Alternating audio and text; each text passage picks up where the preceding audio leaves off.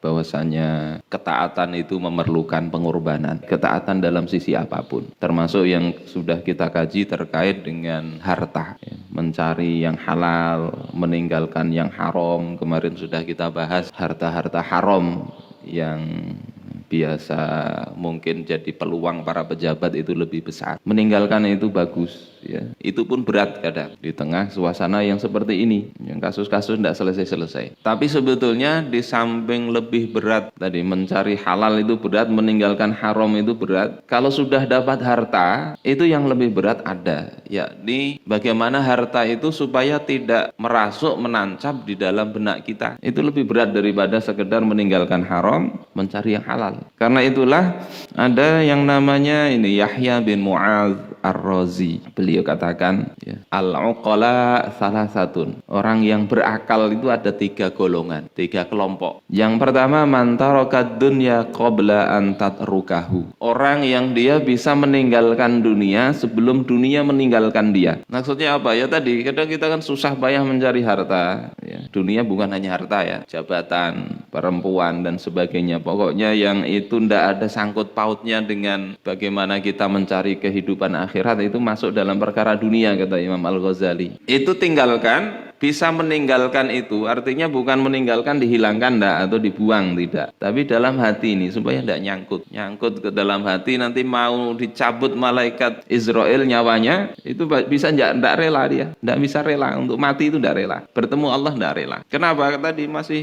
kepikiran mobilnya barusan lunas, ya, nanti jadi milik siapa nanti, istrinya, hartanya dan sebagainya. Dan itu bagian dari su'ul khotimah, kata Imam Al-Ghazali. Mati dalam kondisi tidak rela itu mati dalam kondisi kurang baik, meskipun tidak mati kafir, enggak, ya maksiat. Jadi ini pertama, bisa meninggalkan dunia dari dalam hati kita. Kita berupaya ini, mudah-mudahan begitu. Ya, ini levelnya ya tadi, tinggalkan yang haram, itu bentuk kita latihan meninggalkan dunia sebelum ditinggal oleh dunia. Dapat yang halal, kita tunaikan hak-haknya, ya. Kemudian lebih yakin apa yang ada di sisi Allah daripada apa yang ada di tangan kita. Ini jenis pertama, orang cerdas, orang yang jenius, kata Imam Yahya bin Mu'adz. Kemudian wabana qabrahu qabla ayyadkhulahu. Orang yang membangun kuburnya sebelum dia memasukinya. Oh, sekarang kan sudah banyak itu di Alkah Mahabbah, Alkah Muhibbin, sudah dibangun kuburnya. Berapa di situ, Pak? Mahal, ya.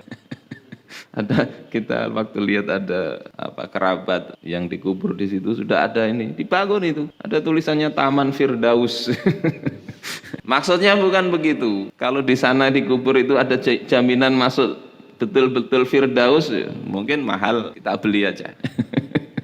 Tapi itu Firdausnya Firdaus tulisan di situ, ya. Maksud membangun kubur sebelum memasukinya itu adalah siapkan, karena kuburan itu nanti yang menentukan nyaman tidaknya itu kan amal kita sekarang. Sehingga perbaiki, cari bekal daripada apa yang Allah berikan di dunia ini. Wabtaghi fima atakallahu darul akhirah. Carilah dari apa yang telah Allah berikan kepada engkau, apa saja, cari negeri akhirat.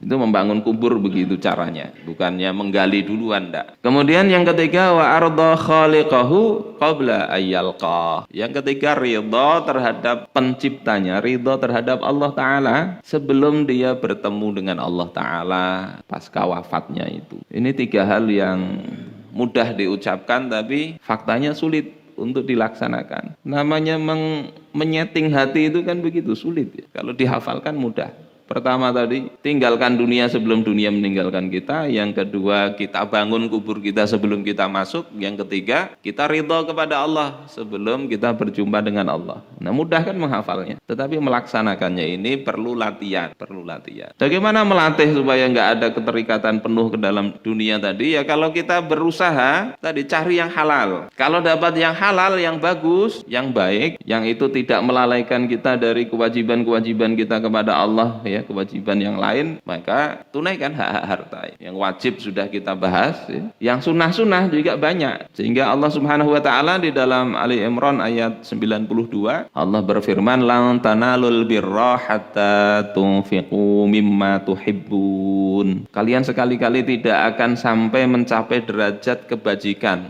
maksudnya nggak sempurna. Hingga kalian itu menafkahkan apa sebagian yang Allah berikan kepada kalian, ma tuhibbun, apa yang kalian sukai.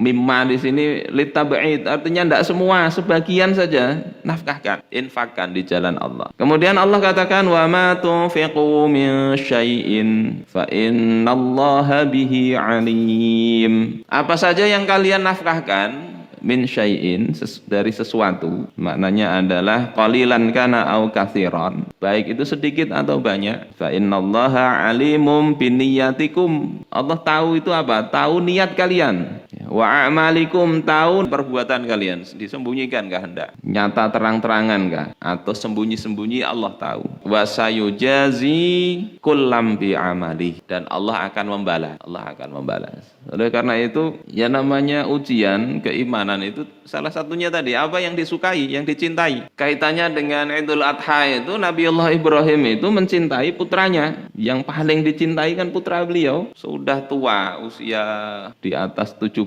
tahun itu, belum punya anak. Begitu punya anak, disuruh dikurbankan. Kita ini ndak anak yang kita disuruh ini, ndak anak. Tapi harta sekarang ini kan harta.